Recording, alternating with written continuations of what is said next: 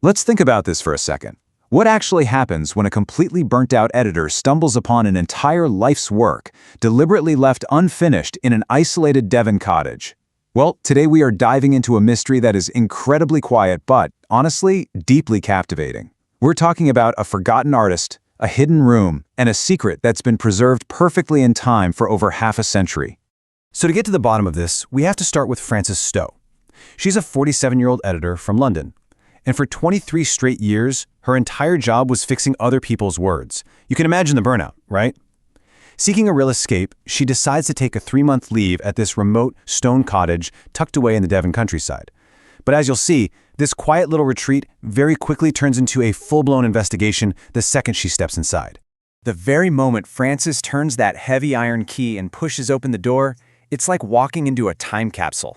The whole place smells incredibly strongly of decades-old linseed oil, turpentine, and, well, patience.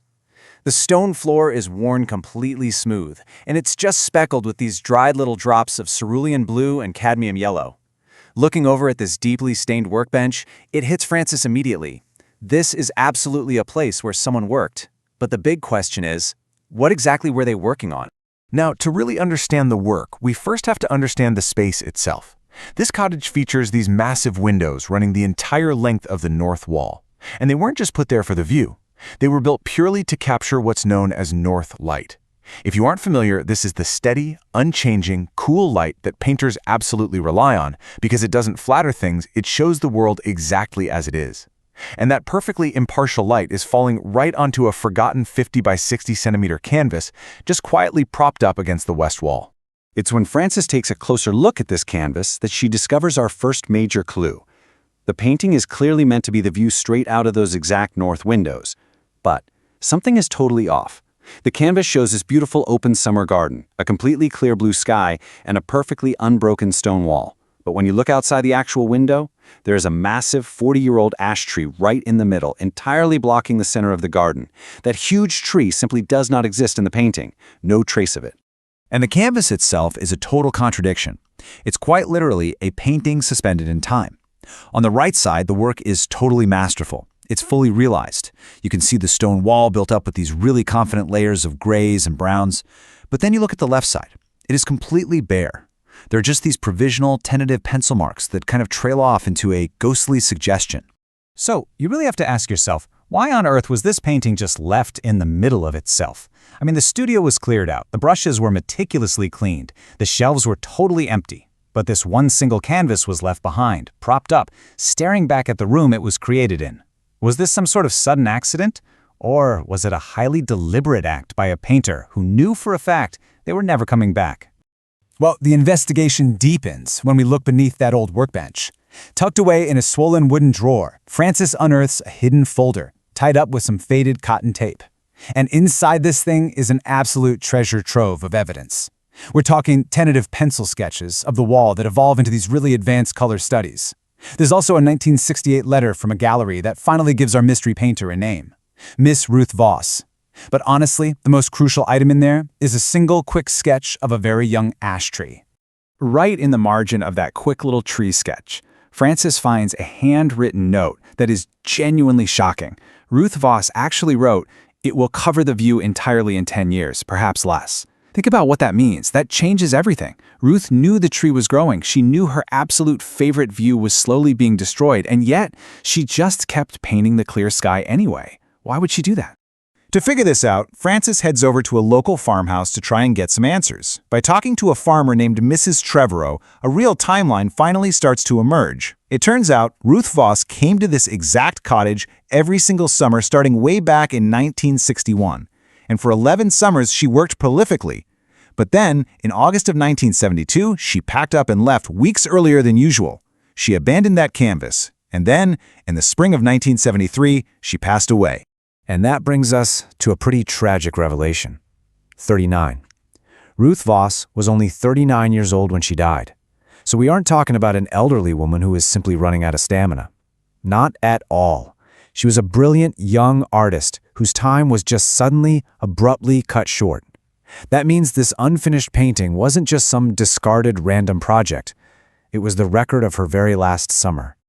But, as you might have guessed, That was really just the beginning of the mystery. Shortly after learning about Ruth's fate, Frances goes back to the cottage. And while she's poking around, reaching deep under the lower shelf of that workbench, her fingers brush against something. It's a secret, recessed cavity carved right into the wood. She pulls out a second, much smaller folder. This one is incredibly worn out, purposely hidden away, and entirely missing that neat cotton tape. So what's inside? Well, it's a collection of wallet-sized black and white photographs. And when you lay them all out, they form this chilling sequence. They actually track the exact same view from those north windows year by year by year. First, you see a totally clear garden. Then, a thin little vertical line. Then, it's a 2-meter sapling. Next, a young ash tree. Slowly but surely, incrementally, you watch this canopy spread and just completely eat up that clear sky. Then, on the back of the very final photograph, the one where the tree's canopy has completely and utterly obscured the sky, Ruth wrote a single simple date, summer 1972. She wasn't in denial. She didn't look away from the change at all. She actively documented the precise moment that tree finally eclipsed her view, right before she walked out of that cottage door for the absolute last time. But wait, there is still one major piece of this puzzle left to solve, that completely unfinished left side of the canvas. To figure it out, Frances actually decides to physically trace the viewpoint of the painting. She steps right out into the wild garden, lines up the angle of those bare pencil marks on the canvas, and looks at the corresponding edge of the real property. And hidden deep, deep inside this wildly overgrown hawthorn hedge, she discovers a heavily rusted iron gate. Finding this hidden gate fundamentally changes the entire meaning of the painting. Ruth wasn't just capturing a pretty landscape, you see. She was painting a deep internal conflict. On the right side, you have the enclosure, the walled garden, contained, safe, and perfectly observed.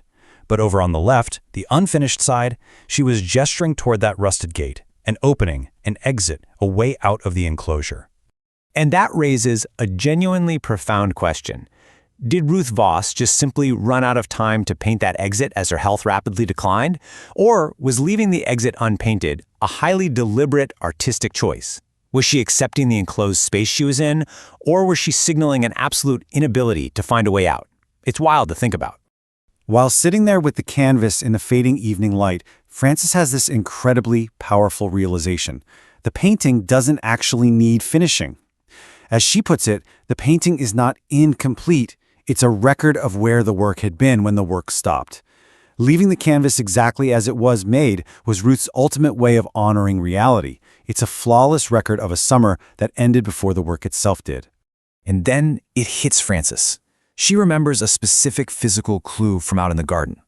Earlier, when she had pushed against that rusted iron gate hidden in the hawthorn, she realized something kind of incredible. The gate was covered in rust, sure, but it was never actually locked. The latch moved perfectly. It had been left open this entire time. The exit was always available, just quietly waiting to be used whenever the time was right. Ultimately, this entire mystery forces Frances to take a really hard look in the mirror. For 23 straight years, her life had been all about evaluating, judging, fixing, constantly demanding a perfectly finished, polished result.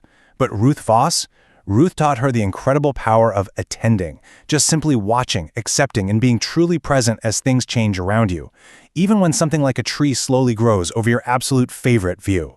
So what happens to the canvas? Well, Frances decides against moving it to some museum or gallery. Instead, she carefully carries it right back to that exact spot on the west wall. Because honestly, you don't leave an unfinished painting behind by accident.